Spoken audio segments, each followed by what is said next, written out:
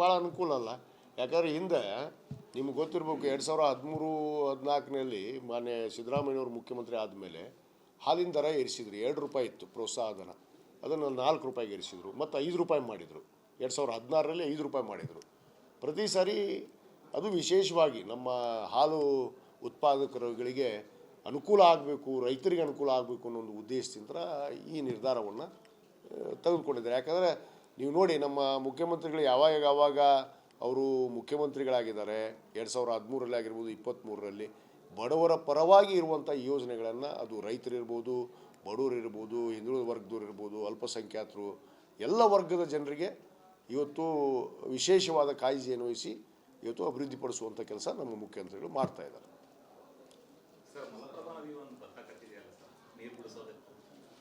ಖಂಡಿತವಾಗಿ ಅದನ್ನು ಕೂಡ ನಾನು ಮಾತಾಡ್ತೀನಿ. ಈಗಾಗಲೇ ಮೊನ್ನೆ ನಮ್ಮ ಬೆಂಗಳೂರಿನಲ್ಲಿ ಒಂದು ಉಸ್ತುವಾರಿ ಸಚಿವರ ಜೊತೆಗೆ ಒಂದು ICIC ಮೀಟಿಂಗ್ ಈಗಾಗಲೇ ನಡೆದಿತ್ತು. ಅದರಲ್ಲಿ ಕೂಡ ನಾವು ಮನವಿ ಮಾಡ್ಕೊಂಡಿವಿ.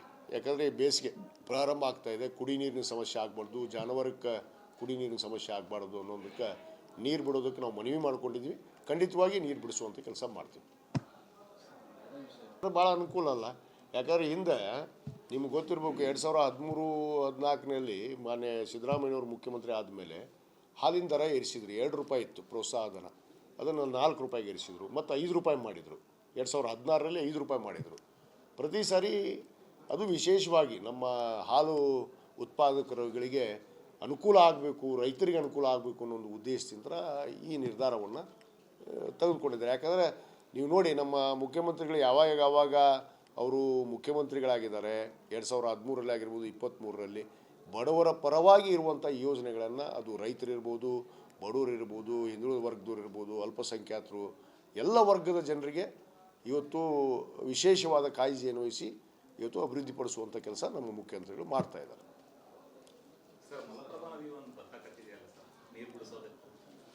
ಖಂಡಿತವಾಗಿ ಅದನ್ನು ಕೂಡ ನಾನು ಮಾತಾಡ್ತೀನಿ. ಈಗಾಗಲೇ ಮೊನ್ನೆ ನಮ್ಮ ಬೆಂಗಳೂರಿನಲ್ಲಿ ಒಂದು ಉಸ್ತುವಾರಿ ಸಚಿವರ ಜೊತೆಗೆ ಒಂದು ICIC ಮೀಟಿಂಗ್ ಈಗಾಗಲೇ ನಡೆದಿತ್ತು.